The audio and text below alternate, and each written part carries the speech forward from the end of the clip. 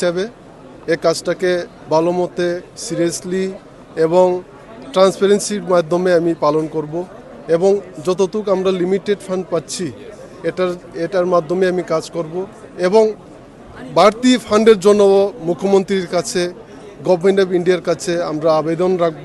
আমাদের বুবাগরা আছে, ওনার সাথে সবাই মিলে আমাদের এমএলএ মিনিস্টার সবাই মিলে আমরা যাব এবং ফান্ডের জন্য রিকোয়েস্ট করব।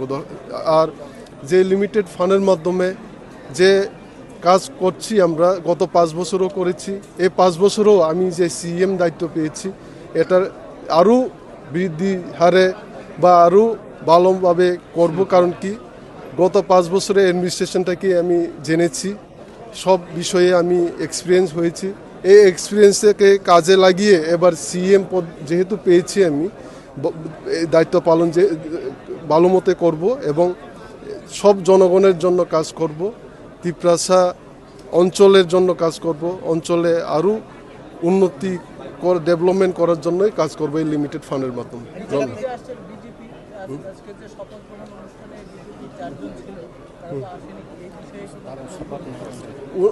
ওনারা তো যে 4 জন আছেন ওনারা এখনও আমাদের যে কাউন্সিল ভবনে শপথ গ্রহণ করেনি। এখন আমি নিজে যেহেতু আজকে সিএম হয়েছি আমি ওনাদেরকে আবেদন রাখবো আপনারা তাড়াতাড়ি যতটুকু পারেন এই শপথ গ্রহণটাকে যাতে ফিনিশ করুন।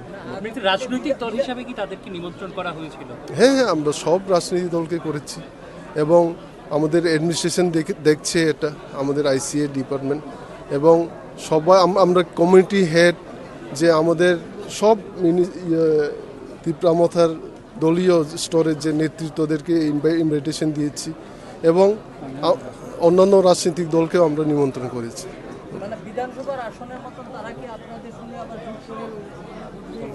এটা আমাদের পার্টি হাইকমান্ড ঠিক করবে, পার্টির উচ্চ পদাধিকারীরা বুবাগরা ঠিক করবে, এটার জন্য এখনো কিছু কথা হয়নি। গতকালকে আপনি বলেছেন পানীয় জল, রাস্তা, বিদ্যুৎ এইসব নিয়ে শিক্ষা, বিদ্যুৎ তো নয়, বিদ্যুৎ তো আমাদের ডিপার্টমেন্ট নেই। শিক্ষা এইসব নিয়ে আপনি কাজ করবেন।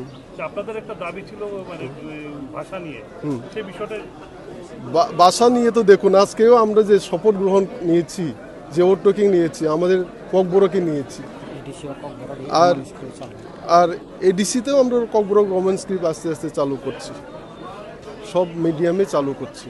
ধন্যবাদ। কোথা থেকে কোথায় এসেছেন যে অনুভূতি